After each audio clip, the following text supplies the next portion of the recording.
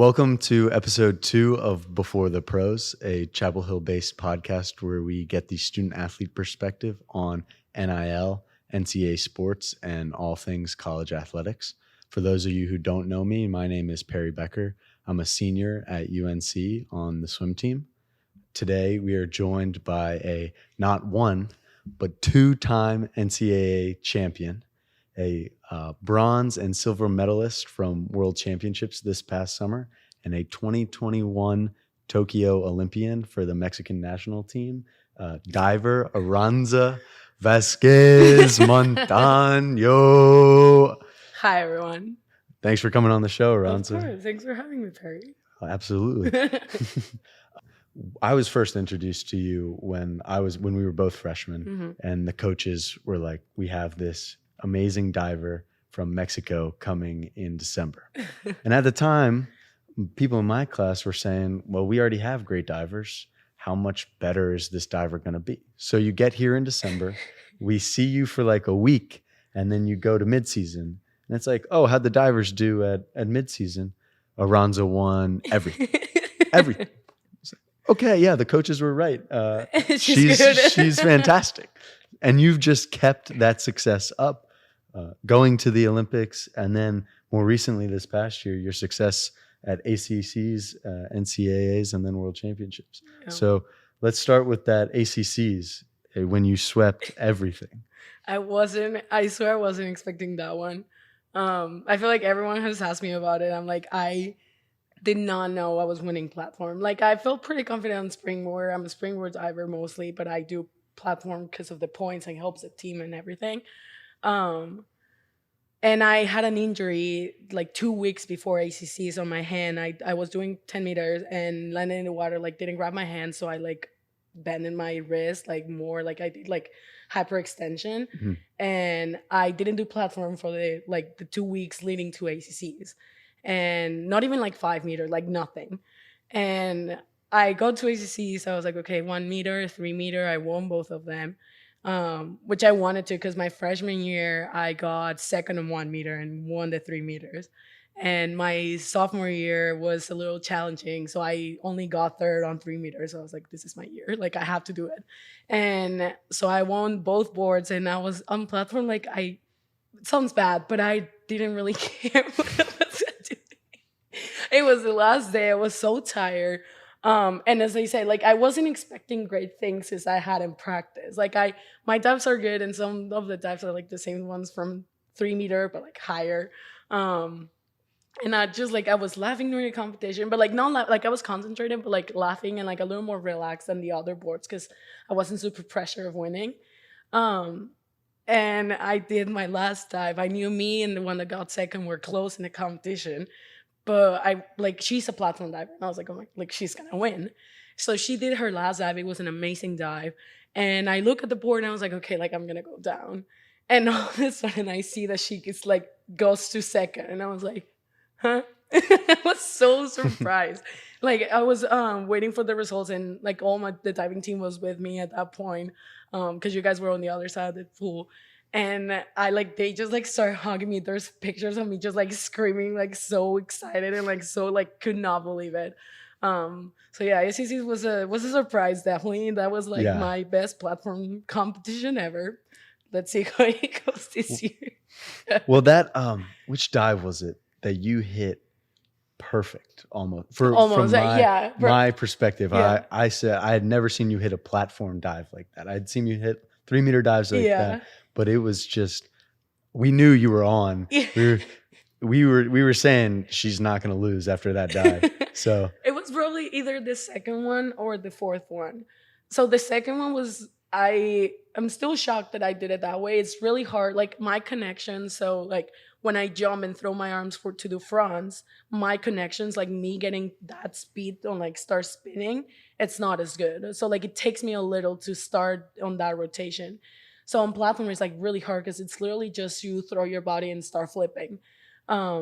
So that dive, I hit it for 9s, and I came out of the water. I even during being in the air, I felt I even dropped my legs and saw the water and called me grab my hands, which never happened. And I get out of the water and I was like, okay, that was pretty good. I was like 7.5. All of a sudden I see 9s on the score and I was like, okay. So that was the hardest dive. So now it's just gonna be a little easier. Yeah. I think it was that one or the fourth one, which I think I also got like 8.5, 9s. Yeah. Well, I mean, you just had a killer list. Yeah. Yeah. I don't know how. I really don't know how. I think it was enough practice. I'm gonna start doing that. Like Just the day not of practicing. the competition, go up and just win the event. Well, I feel like mentally you were like, I didn't care. Yeah. I feel like that has to races where I'm just calm before. You do better. I do a lot better. Yeah, that's what I've noticed. Like, I do care about all the events, but I have priority on 1 meter and 3 meter. Yeah. So when I do put pressure on all of the events, but I want to win because I know I can win the springboards. And platform is like, I know I can do good and give the points to the team and everything, but I don't think I'm gonna win. Especially with like platform divers, like they have a platform list, like really hard dives, and I'm just doing like basic dives, like kind of quote unquote basic dives. Basic dives. Yeah. Okay. Anything off a 10 meter for me is not a basic dive. It's a basic dive, Perry. But for you, I yeah. So I think like that really helped. I was just like having so much fun, and like throughout like the whole week at ACCs, I was just having so much fun, and I think that also helped, like, because that's something that happened last year, sophomore year. Yeah. Kind of like putting a lot of pressure and didn't work out, and this year I was like, I don't care. Like I just want to enjoy the competition, and everything worked out. Yeah, that's awesome. And then you carried that success to NCAAs, especially in the 1 and 3 meter. Yes. 2-time natty champ, not 1 but 2. But 2. Yeah. That was crazy too. 1 meter was the first event, and I did prelims in the morning. We were like 40 something competing, and only 8 go to the A final.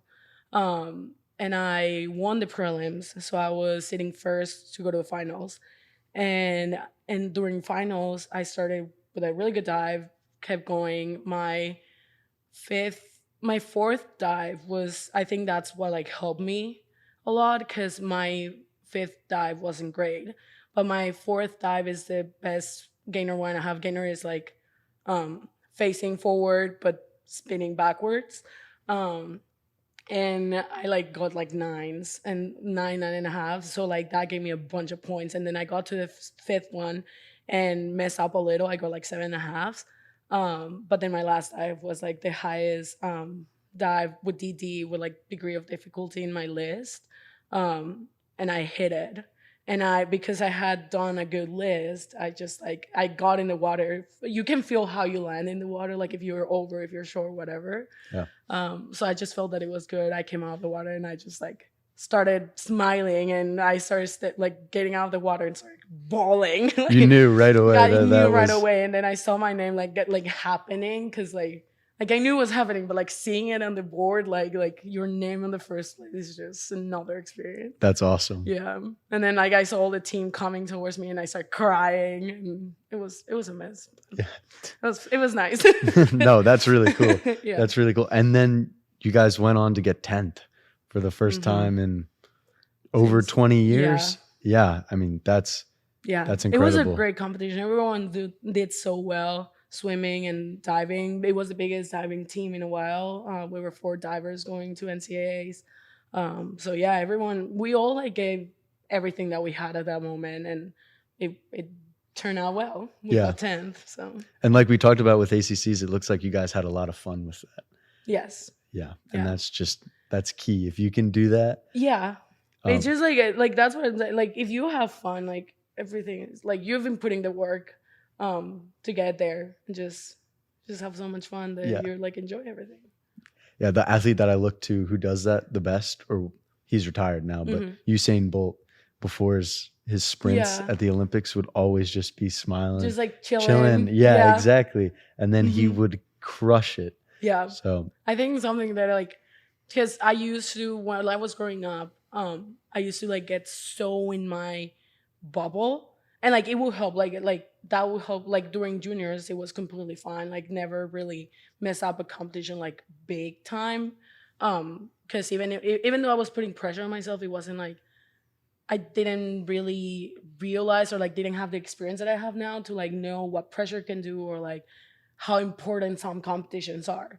So I would just go compete, be in my bubble, and the past 3 years, I think since the Olympics, I started just like listening to music and reading because I cannot focus on 2 things, let alone 3. So if I'm listening, I either listen to the music, I either pay attention to what I'm reading, and I don't pay attention to what's going on in the competition. So I don't know what the other divers are doing. I don't know what's going on in the competition, and I'm in my own world. But at the same time, I'm distracted. So you don't even watch the other divers at all? No, that I've never done it. Or the scoreboard. This puts the pressure of like, oh my God, her dive was really good. Like mine has to be better. And then you get on the board and you mess up. Yeah. That's something that's different than swimming is you have basically 6 events, 6 different dives. And if you see somebody crush it, or if you see someone splat, mess up, that also like it like, especially if it like happens on the diver before you, it's like, okay, because they stop the competition, make sure that they're okay, and then like you're sitting on the board, you're all like already warm, and then you start cooling up. It's really bad. But yeah. So how did that ACC and NCAA success lead into World Championships this summer? Because you got a bronze on the 1 meter individually, and then a silver with Team Mexico in the team competition. Yes. Definitely gave me the confidence of knowing that I was doing good, that I like was doing better than last year mentally and physically. I felt like really good. My dives were looking really good. I went to World Trials in Mexico and I won there by like 20 points on 3 meter and like by like 4 on 1 meter. But like having that experience, like competing so much here helps you with knowing what to do, like what's the routine that you like, what doesn't work for you, what does, and like what are you gonna do with like if you mess up a dive, okay, you have 6 more dives, 6 more events, like what's gonna happen. So you get the experience and like you learn how to do things. And so I went to World Champs. A lot of people that I compete here with are also, I'm from other countries, and they're good in their countries, so they go to this competition. So, for example, Mia Valley, she's from Canada. She's really good, and she's at UMiami. So I competed against her at ACCs and NCAAs, and I beat her. And I knew I was going to compete against her, like, during Worlds. So I was like, okay, like, I've done it once. Like, she's great. Like, she's going to work hard to do better. But I can do it. So like that confidence, like just builds on like knowing that you can do it. And then I got to Worlds. I knew what to do with the pressure, knew what to do during the competition. And I just enjoy it again. I was having fun. I was in my bubble, but at the same time distracted. I was playing games on my phone, listening to music, and it all worked out. Yeah. Pretty well. That's awesome. Yeah, no, clearly. Yeah. Really well, Yeah. I would say. I was really nervous on the 1 meter competition. Really? Oh my God. The last dive, because I knew we were close. I knew me and the 4th place were close. Like I knew it was that dive and that dive only. And because I beat her by like, I think it was 0.4 or something like that. It was so close. It was literally, I got 7.5, which is exactly what I needed. If I would have gone 7.5, 7, I would have got 4th, but like point something. So you got that 0.5 that you needed. Yeah. It was so bad. I was shaking on the board. I like step on the steps to get on the board, and my legs felt like yellow. Like I'm not kidding you. I thought I was pass out there.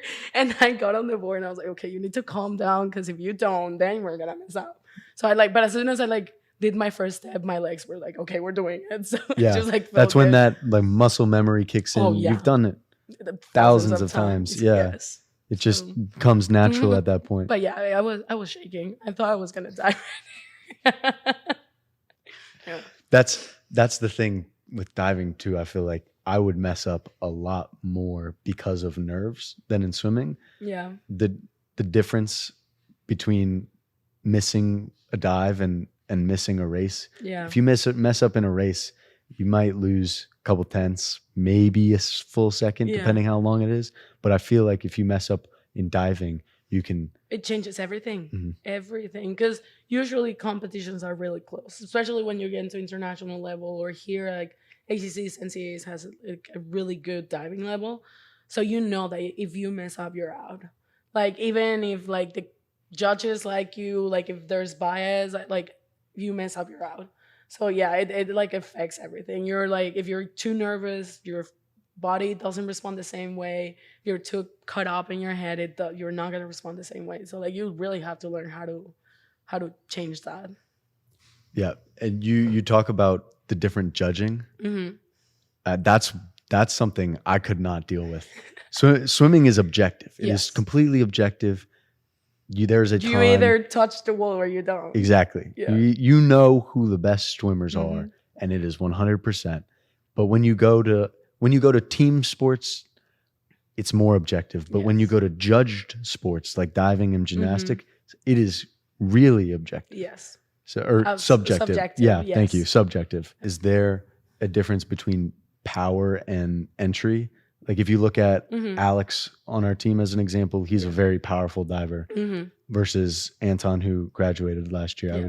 I would he's still very powerful, But his he's more entry, yes. yeah, more entry and finesse. Yeah, it used to be. I think it used to be mostly like, if you rip the water, you get all the points. But now, which is something that has helped me, or like that I've noticed, at least in Mexico, it used to be that way. Like if I'm really powerful, so like my dives look easy, but I don't have the best entry. But that sometimes compensates. So if my entry was like, if you only count my entry, it would have been like a 6.5. But because I like the dive looks so easy, it looks so good in the air, whatever, I get 7.5. So like it kind of compensates. And I think that's something that's happening with the Chinese. Like they're powerful, but like the springboard divers are like really tiny, really skinny. Like that's just the Chinese body. And they're not as powerful, but they rip the water. So like, but then I come and like my dives look really high and they like really powerful, really like easy, but my entry isn't great. So like it kind of compensates. They still get a little more, like half a point more, because I mean part of diving is don't splash. But it's changing. Like it's not only that part that is being judged. That's good. We're coming up next year on the Paris Olympics. Yes. You looking forward to that? Of course I am. Yes. It's really close. Yeah, it is. It's exciting. Yes, it is. It'll definitely be a different experience than what you had Yes. in Tokyo in 2021 Mm-hmm. because you had all the COVID Yes. stuff going on Yeah. then. I'm really excited. Yeah. How is qualification working this year? So it actually started this summer. You get 12 spots at World Champs the year before. So if you final, you get the spot for your country. Like every country has like a different like measurements and like who's going, like if they're doing Olympic trials or if it's just like win the spot, go. But so they have 12 spots at World Champs, and then there's one spot per continent. So for Pan Ams, if you win the 3-meter event, you get a spot. Same with Europeans and whatever, like other, I know the continents, but whatever continents, right? So there's like, and then the last spots, there's 18 spots left at World Champs or World Cup the year of the Olympics. So this summer I qualified for 3-meter, but I didn't make it to final, so I didn't get the spot, and the other person that was competing also for Mexico didn't qualify for final. So we don't have the spots for 3-meter women right now. But they're going to Pan Ams. I didn't qualify for Pan Ams, but it's fine. It's okay. And then if they win, they get the spot for the country. And I think we will have to have Olympic trials if that's the only spot. But in February next year, 2024, we have like our last chance of World Champs again. And you have to get top 18th, which is easier than final. Like you just have to make it to prelims and to semifinals, and you'll be like, you get the spot. I don't really know what Mexico is gonna do this year. Some say that like if you get the spot at World Champs, it's probably yours. But I don't know if you have to only qualify for finals or you have to medal to get it with your name, because it's like closer to the Olympics. So like there's not much time to like do all the taper and all the loading and then do the taper and then like compete again for Olympic trials and then be at your best in like a month. So I don't really know what they're gonna do, but our last chance is World Champs next year. So hopefully I'll be there and I'll make it to the finals this time. Yeah. Hopefully a medal too. That February meet though is in the middle of our season. Yes, it's a week before ACCs. And where is that meet? Qatar. Oh, Qatar. So you would be flying to Qatar a week before ACCs, and then would you fly back in time for ACCs? Yeah, so I think the competition is the 2nd to the 10th. And I don't know when 3-meter is, but I'll come right back. Because I think ACCs are the 14th, somewhere around like mid-February. But I like come back with enough time to like do it. I'll probably don't feel great, but we're gonna do it.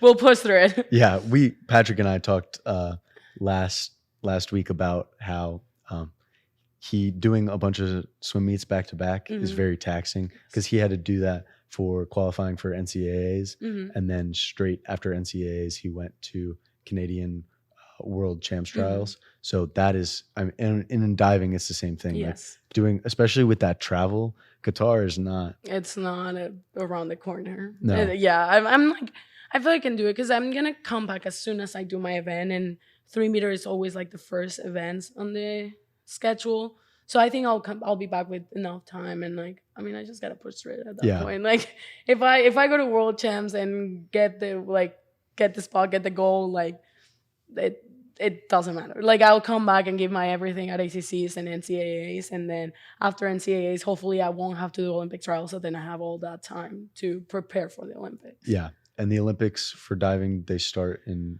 August. I think so. Yeah. I think it's the last week of July, first week of August. Yeah. So yeah. That's cool. How did well, first off, you gotta yeah. Had to get them. No, that's awesome. You had to after It after was the Tokyo. first appointment I did. I was a day at home, and I was like, I'm making my appointment tomorrow. Like, I'm getting back to 2. Yeah, it's sick. It looks. I think I was more excited about getting the tattoo like to the Olympics. Yeah. But how did that experience in Tokyo help prepare you for NCAAs and ACCs, and then for this time around for Paris? Yeah, I mean, you're in the biggest stage. Like, it's the biggest thing that an athlete can dream of. Like, there's nothing else apart from, like, there's nothing else that you can do apart from the Olympics. Like, it's the highest level of both of our sports. Yes. It's easily the highest level. And I think pretty much every other sport, like, you get to Olympics and there's nothing else. Like, you're there, you're the best athlete, one of the best athletes in the world. So it was really like nerve-wracking, like learning. I was 18, so I was still like, I wasn't really experiencing international yet because I went to World Champs in 2019, but I only did 1 meter, and I had junior Pan-Ams, but like, doesn't compare to Olympics or World Champs on the Olympic event, so 3-meter platform. So I got to Olympics and I was like really nervous, like in the village, like I would walk around and I could not believe I was there. I would go to the dining hall and like seeing all these, like so many different athletes. Like, you would see the tall ones from basketball, the skinny ones, the bigger ones from like weightlifting. Like, it was just like, I think my favorite part was the dining hall, like seeing like how different it is from sport to sport. So it was like really exciting and I was so happy to be there.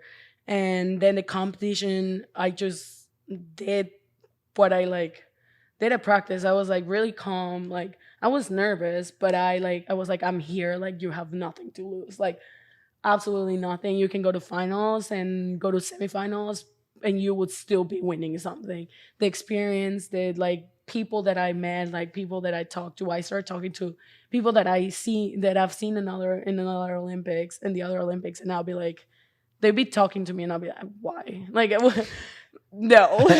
Other divers or just other divers? Olympians? And like, well, other Olympians too, like from the Mexican team, I would like sit with them and stuff. But like, especially in diving, like I grew up watching them. And all of a sudden I'm like in the same pool as you, I'm competing against you, you're talking to me. This is just unreal. So yeah, during the competition, I was completely fine. I had the experience from ACCs, NCAAs here my freshman year. So I had been competing, especially that year, 2020, no one had been competing because of COVID. So I think I had that advantage of I had been doing something with dual meets and stuff. Yeah, because we were one of the first college programs Yes. to start doing dual meets again, start hosting Hosting them, events. yes. So I think like that really helped because I wasn't going to my first competition being the Olympics. Like, well, my first competition, it all started in World Cup in May of that year, 2021. And I went to World Cup, same like, I wasn't expecting anything, honestly. I got fourth and I could not believe it. Like, I still cannot believe it because I was 18, first competition, like from international, like there was like a spot for the Olympics was like in play there. Um, so I was really nervous, but I like made it and then came back, had Olympic trials, and then just like competed a lot here. So I wasn't nervous at Olympic trials. I wasn't nervous at World Cup. It was just like the normal level. And yeah, that helped me. Like having that experience helped me, and then being there, just competed, did incredible. Like got sixth, and like it was a dream come true. I literally was in the finals, like against all the best athletes in the world. Like it was just insane. That's And that has that's the highest exactly it's level the of highest. finals by Exactly. It's far. exactly like there's nothing else after that. So that's like also like carry it to like again to like this year after I learned a lot my sophomore year, um to like help me with the nerves. Like millions of people were watching and a lot was at stake at the Olympics, but like at the same time I didn't have anything to lose. So like it's the same here. Like you can win everything, but there's nothing you can lose. So you talked about how that Olympics is the highest level that you can get in either of our sports. So our head coach, Mark, he was a 2-time gold medalist in 2004 and 2008. Every now and then he'll talk about how 2004 especially, that was the highest level he had ever achieved. And he gets back and it was just that not crushing realization, but just realization that that's it. That's what you've been going for your whole life. What now? Did you I know you experienced a little bit of that. Yes. What was that like, and how has that shaped you, not just as a diver, but as a person? Yeah. So yes, that's really true. No one really talked about it in Mexico, or like at least I never saw anyone from the like the Olympic divers like being like, oh, I'm taking a break after the Olympics, like I need to like consider things. Like I never saw it. I would like always see their social media and there'll be a practice. So when it happened to me, what we call it, or like we call it post Olympic depression. It's that same thing of like you get to the highest point, you come back, and the only option that you have is going again. Like, and that sounds like, oh, it's so easy. No, but like it's just that realization of there's nothing else. Even if I have goals, like yes, I want to go again to the Olympics and I want to win a medal, but it's 4 years. It's 4 more years of working and training and sacrificing things and giving your life to the sport again for another 4 years with the hope that you're going to be at a great point and win the medal and get to that goal again. So when I came back, I took like 2 weeks off. I like, the hype, like I went home, I went to Mexico, and like the hype of everyone, like the family, everyone's so excited. And I was like having a great time. Took 2 weeks off because I had been working like all year round. And then I came back and I started practicing and everything was great. But I think it all, now looking back, I didn't realize at the moment. But when I started practicing or doing my dives, like my hard dives, my full list, of course they weren't as good as they were 2 months ago or like in July of that same year, because they were just not. Like, I wasn't in my best shape yet. Like it was just the beginning of the season. Of course, there were not gonna be. But I started getting really frustrated. I was like, how is it that a month ago I was in my best performance level and now I cannot even make a dive on 1 meter? So I think that like I started there just as soon as we got back into doing our hard dives. And then when we started competing dual meets, that's when it all went like downhill. Started putting like, I think our first meet that year was Georgia Tech. And I was like, oh, like I need to win everything. I need to win the 1 meter and I want to win the 3 meter because I went to Olympics. I didn't and I have to. And then I was like, and also like I need to give the points for the team. Like we need like, you know, like I just like started putting all that pressure that was absolutely unnecessary. Yeah. And I was like, oh, like the coaches, like everyone, like Mark, like knows that I can do it. I went to Olympics. I need to give all the points. And like now I know that no one was absolutely like expecting me to win everything just because I went to Olympics. They wanted me to, and they knew that I could do it. But it wasn't an expectation of like you have to win everything. So I like putting all of that pressure. I like I think we went to UGA after, and same thing. I started like I need to like win. I need to do everything. Mid-season we went to Mizzou and it was the same thing. So I just like got caught up on that of pressure, and by the time I kind of realized or started working on it, it was like too late. The ACCs was around the corner. Yeah. Because we went to Duke, and I saw the score for the 1 meter, the like the best score like in the score record, the pool record, and it was like easy to achieve. Like I've done it multiple times, so I was like, oh my god, like I want to do that, which is a good thing when you're in a good mental space because like it like helps you to get to the goal, right? Like perform well. But just at that point, I just put all the pressure on myself, and I did not do well. And ACCs was around the corner, and I like started like realizing that I talked to Mark because I was like, okay, like he went to Olympics, he probably went through the same thing. Yeah, he can help you. I was like, I need to like feel like I'm not alone. Yeah. And I talked to him, and it did help, but again, it was too late at that point. Like practice, I would get too frustrated, so I wouldn't sometimes finish practice, or I wouldn't do the right things, or I just wasn't in a good mental space. And at ACCs, I was winning the 1 meter competition, and I missed my last dive, so I ended up 4th. And then on 3 meter, I got 3rd. And on platform, I don't even know what place I got on platform. I know I final, but I don't even know what place I got. Because I wasn't caring enough. I was like, in that competition, I was literally not caring about platform. I was like, I just want to like, because I didn't have a great meet. And I just wanted to like, you wanted to be done with it. Yes. So platform was also horrible. So ACCs wasn't my best. And then we went to zones, qualified for NCAAs. On 1 meter at NCAAs, I was doing great again, and I missed one of my didn't like necessarily miss it, but I got like 6.5, and everyone else did great. So again, see, like one thing like affects the whole competition. So I was winning, but that like just pushed me to a 3rd.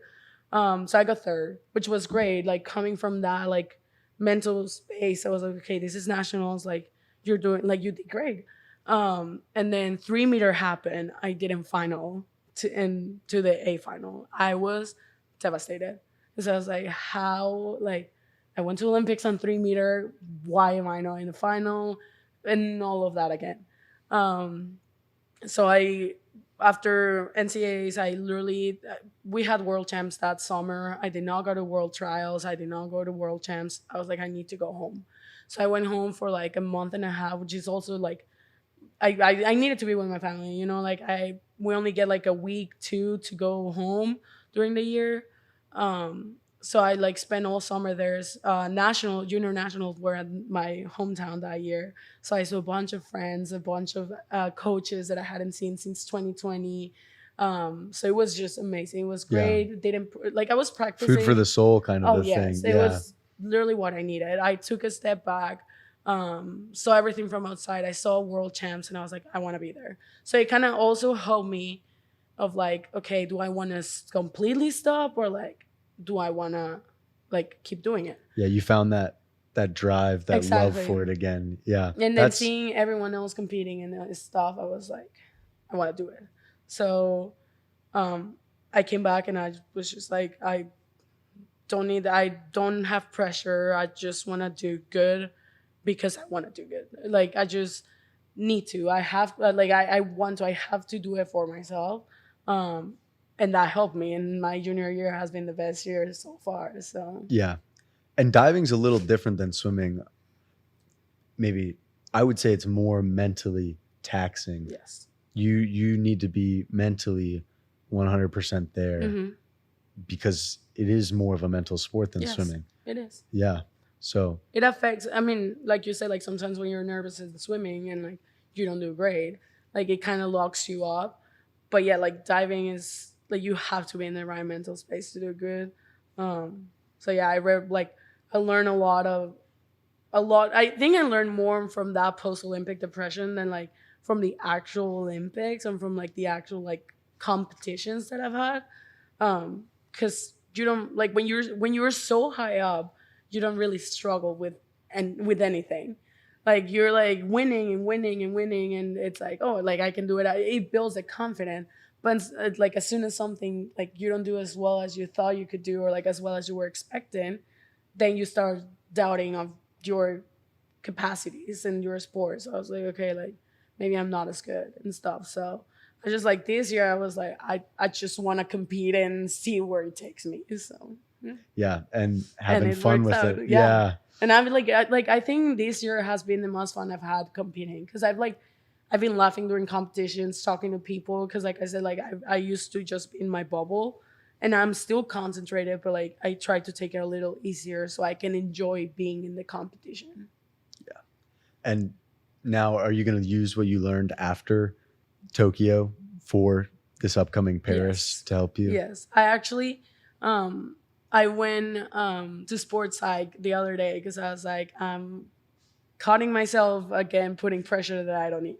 Because I went to Pan Am trials and now they expect me, they all come from a good place, but they expect me to do great because I've done great. So people from like the Olympic Committee in Mexico like want me to go to the competitions and like they know I can do it. They want me to go to the Olympics because they know I can do it. Like they all come from a good place. But I went to Pan Am trials and I was like, I need to win. I need to go to Pan Am's. They want me to be there. They like are, like putting that Yeah. pressure. And That's I external pressure exactly too. Yeah. yeah. So I like caught myself doing it and I was like, no, because I had 3 weeks after. So after World Champs, I had like a 2 week break, and then I had 3 weeks to get back in shape and compete. So 3 weeks is absolutely nothing to prepare. So my dives weren't great. They were good, but they weren't great. And then I would see the other ones hitting their dives, and I was like, okay, like, we need to win. So I called myself, and I was like, absolutely not. And I competed well. Like I was like, just have fun with it. Like if you go to Pan Am's, great, but if you don't, you have another opportunity. Like you're not going to Olympics because you don't go to Pan Am's. So I came back and I was like, I need to start working on it because I don't want to fall back into that and then affect the whole year coming. So yeah, like I'm using that experience of like catching myself and like knowing what affected me, what was happening and stuff to not do it again. Just because I've already had the experience, like I can learn from that and then go to Olympics. You have the Olympic experience already and maybe you can do better. Good. I'm excited for you for this whole year and then for trying to qualify. Yes. So it'll be good. Senior year. My senior year.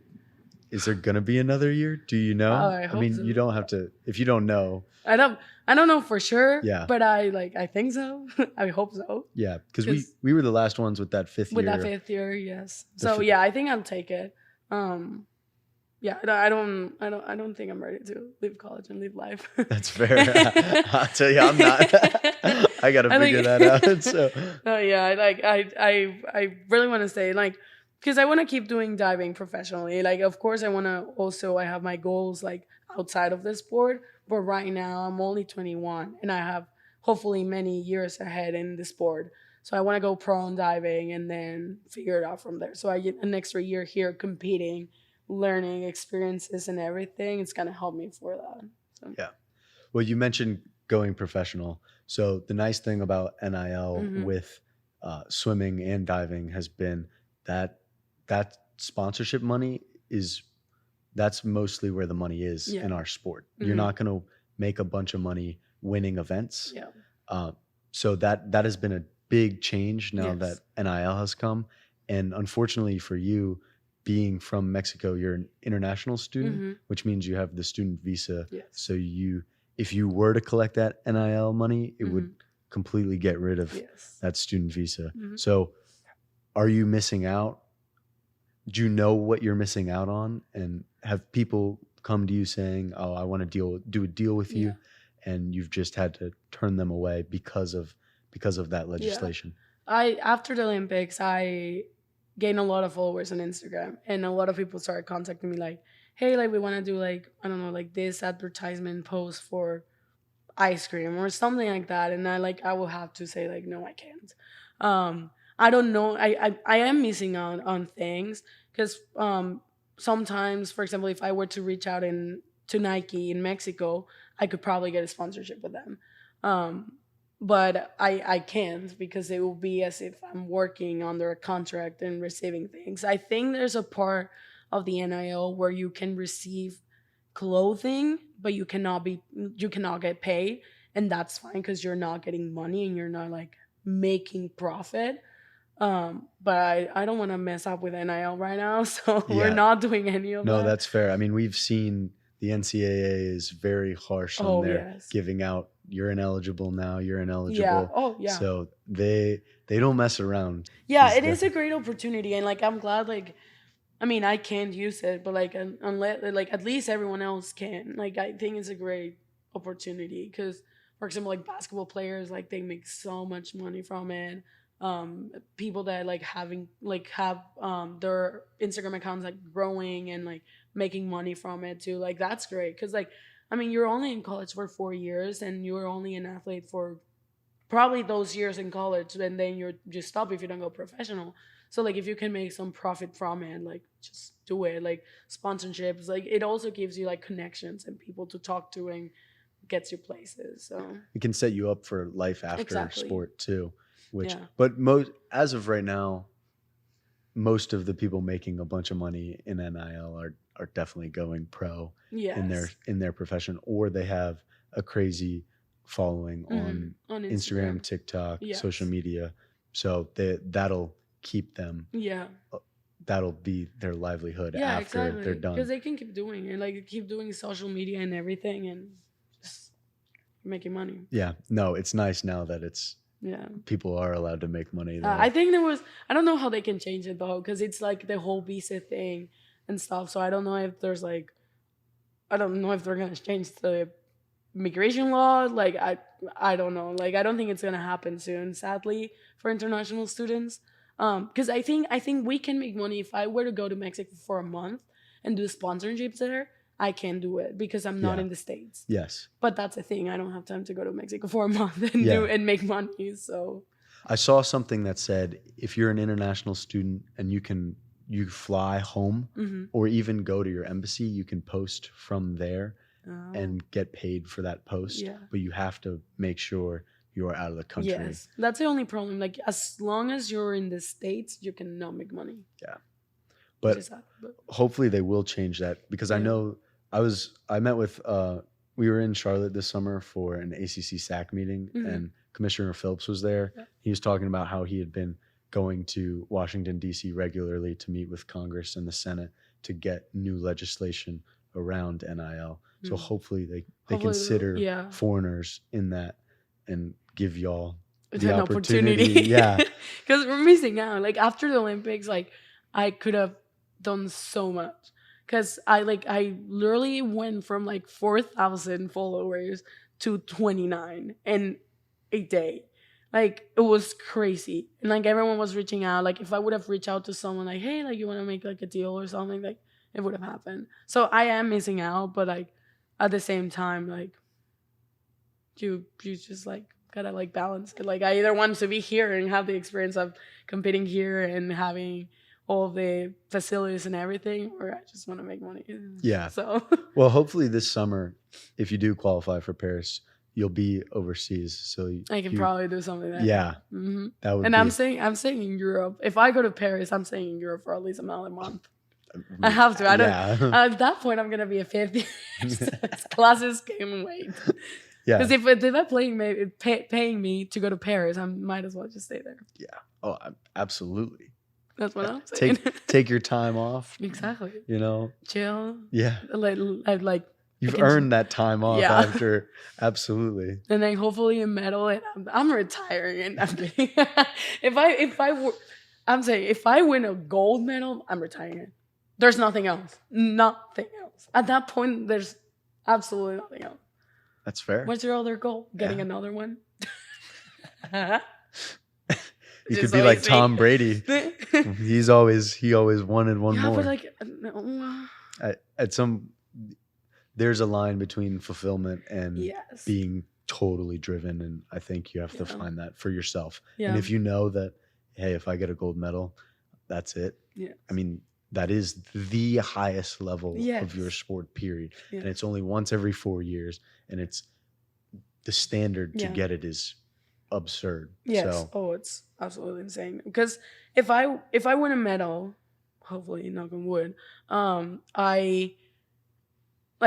take time off, but like just like a month or something, because if I take a 5th year, I still have like competitions here and then world champs the next year and stuff. So like I still have competitions, and then I would, because it's 4 years, so it was 24. I'll be 22. Yes, well, about to be 22, and then by 28. So let's say I win a bronze medal. Okay, I won the gold medal. Like I want to repeat another medal, and okay, I'll wait to 24 or to 28. I'll be 26. Do I want to put my body through another 4 years till 2032? Yeah. Like it's just at that point I'm 30. And that's I was talking to Alex the other day, and he said 30 is an very old age for a diver. For diving, yes. After he was talking about some injuries that he's had and how he's considered older, and just not actually, but the toll that it takes doing on your body. Yes. I'm 21 now. My back hurts. My Achilles hurt. My wrist has been having problems for like the past year. Like it's just too much. Like as much as you love the sport, it's gonna stop at one point. And for example, like let's say I go to 28, repeat a medal. I also have goals outside of the sport. So I also don't want to spend 30 years of just, my whole life was diving, which gave me so much. But then, okay, what do I do now? Yeah. Am I going to start like working and like making profit and fulfilling those goals when I'm 30 years old? Which is like, there's nothing bad with it. But like after doing diving for, at that point, 20 something years, like it's just too much. I think there's got to be a point where it has to stop, sadly. So hopefully I have many years, but it's got to stop at one point. Yeah, that's fair. I mean, that's the hard part about sports is, at some point it does have to stop. Yeah. I've been thinking about what I'm going to do when I'm done swimming, because I need some form of hard physical activity. So if it's CrossFit. I actually want to do UFC. That would be cool. Brazilian Jiu-Jitsu. So was it Perry on the TV?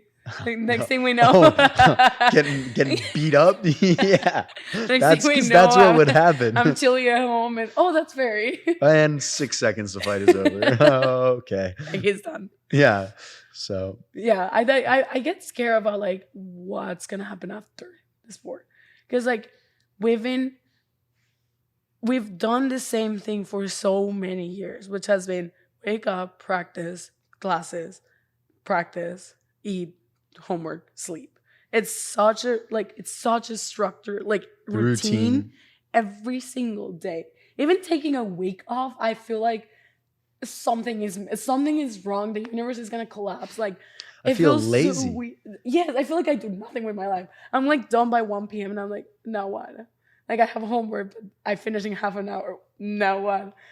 I lose my mind. So I'm scared. Like I know getting a job and stuff, like it's gonna give structure and everything, but I also think I'm gonna need something like high intensity, like get me beat up, tired, because if not, because one of the divers actually was talking, she made a podcast and she was like, I like the first week after I retired, like it was great, and all of a sudden I like I wouldn't be able to sleep. I would wake up all night. I would feel weird during the day. And she was like, what's going on? Like, I felt great last week. Why is this happening? And And she realized that it was because diving is really adrenaline driven. Your adrenaline and hormones and all that is all the way on the roof. So she was like, it's just, I was so used to having that adrenaline and that pump and everything that when I stopped, my body was like, okay, we need to do something. Like I need What's to, next? like, what's next? I need that, like adrenaline and stuff. So I think I'm gonna start like jumping from cliffs. Oh, I do want to do cliff diving. That is crazy. It looks awesome. The Red Bull cliff diving. Oh, it's so fun. So for men, it's 27 meters. 27 meters. And for women, it's 20. 20. That is ridiculous. Because we at UNC, we only have a 5. Yes. And that is the highest I've been off. And that is up there. And then That you is- double that and you get to 10. And you double 10 and you get to 20. And you almost triple that and you get to 27. Yeah. It's ridiculous. It's so funny because when people go on the boards, they think that they're really skinny. And I'm like, dude, we have plenty of room to move, right? I went up to the 27-meter platform. Those things are like big. And I was like, I'm going to fall. Like, this is just not big enough. Because it's so high. Because you're so high. It was so bad, but I do want to try it. I Yeah. feel like I can do it. You could definitely do it. See, I don't think I could do that. I think it's so fun. And then, like, if you're good, you get sponsored by Red Bull. You go Yeah. to also, like, places. It's just... Yeah, wanna try it. where was it? Because I know there's a big one in Italy. Like Yes. they have I think it's Bonsano or something like that. I could be totally wrong on that. I don't know. I know it's in Italy, and because I've seen the videos. There's a town like on the cliffside. Yes. And some of them are jumping Mhm. from the buildings that are on the side of a cliff. Yes, that was. I think it's Bonsano. I think I could be totally wrong on that, but yeah, it's crazy. They sometimes they do platforms like everywhere. Like it's crazy. Where like the one in Paris, it's so cool though, because the Eiffel Tower is literally behind them. The one in Budapest is good. I went to Boston. That Yeah. one's cool too. How was that It experience? was really fun. Did you watch the whole? Yes. I was there, so they competed Friday and Saturday. So I left on Thursday and came back Sunday. I went because I met most of the cliff divers in Abu Dhabi in 2021. I went for a competition, like an exhibition competition, and cliff diving was having the World Cup. So it was an actual competition for them, but like they wanted divers to do like an exhibition something. So I met most of them because a cliff diver from Mexico, I met him, like I knew him, but we like really got really close in that competition. So like I was just like hanging out with all the cliff divers and it was just amazing. So I met all these people and then I was like, I wanted to go to Boston last year, but I didn't know if I was taking a break, if I was going to World Champs, what I was doing. So I'd never like really booked a flight or anything. And this year I saw my friend at World Trials and I was like, oh, like I really want to come to Boston. And I was like, oh, like come, like I'll give you passes so that you can be like with us. And I was like, bet. So I literally booked my flight to Boston, and it was also a really good like weekend break from like the 9 weeks that we had to prepare for World Champs. So it was really fun. Like saw all the people that I already knew. And yeah, I hang out with them when we went and got dinner. And then I saw them again at World Champs, and it was just like it's great. Like all the cliff divers are just so amazing, and you have so much fun with them because they're they're from all over the place, and it's an even smaller community that diving is. So it's just everyone is just like together, and there's so much at risk at 20 meters, and like everyone just supports everyone because everyone's going through the same thing there.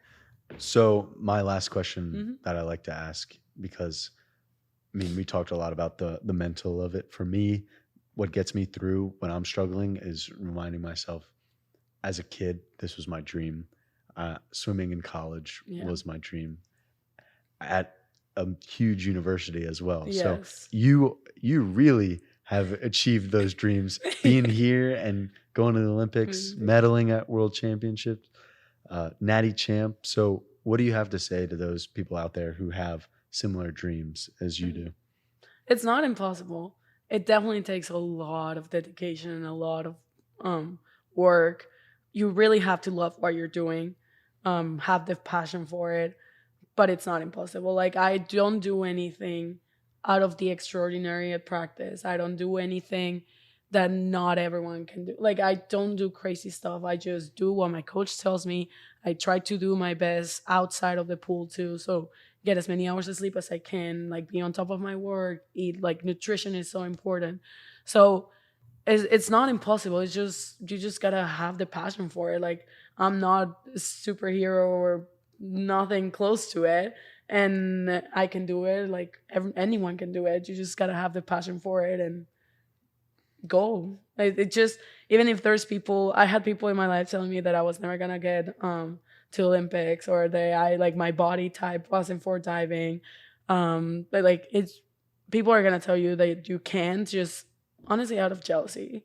Like, if someone laying in their couch is criticizing an Olympic athlete, there's something wrong there, you know? Clearly. Like, if I'm sitting in my couch and I'm like, oh my God, you should have won. Okay, what are you doing to win? Like, are you part of the 0.00006% of the world that went to Olympics? Like, people are going to be like that just out of jealousy. You just got to ignore them and do it. And there's no better feeling that showing those people that tell you that you wouldn't do it, just, oh, here's your medal. It's so satisfying. Like, it's the best feeling ever. Yeah, it is. It is hard to get criticism from people who aren't out there competing. You're not. You can't say if you are, I can respect that you are out there, but if you're not, what are you? Like, you don't know all the work that goes through something. Like, you don't know all the, like, you guys waking up at 5 a.m. every day to go swim and be at the pool at 6 a.m. Like, no one sees it behind. Like, if something happened at competition, like, there could have been so many other things outside of practicing that affected that. Like, it's really annoying. And like, somehow it hits more when people, like normal people or like non-athletes, like tell you that you suck, than when an athlete tells you that you suck. There's something that, like, even though you know that they do nothing, you're like, why are you criticizing me? You know, like, it hits more, and I really don't understand why. Well, it's like when my teammates criticize me, I have no problem with it, because I know it's all coming from a place of, I want you to be better. Yes. That's it. Even if it's like absolute brutal honesty, I need to hear that. I want to hear that. But it comes from people that know what you go through, and they're there with a practice with you. Like, you wouldn't feel the same if someone that never shows up at practice tells you, like, oh, like, you're not doing great. Like, you will get mad to that person. That's like, besides someone like that, like, tells you, like, hey, like, let's work on this. Like, you've been doing great, or like something like that. Like, that encourages you, but because they know what you're going through. So it's not impossible. You can do it. Just gotta have passion for it. Yeah, I like what you say about it's not impossible, and saying that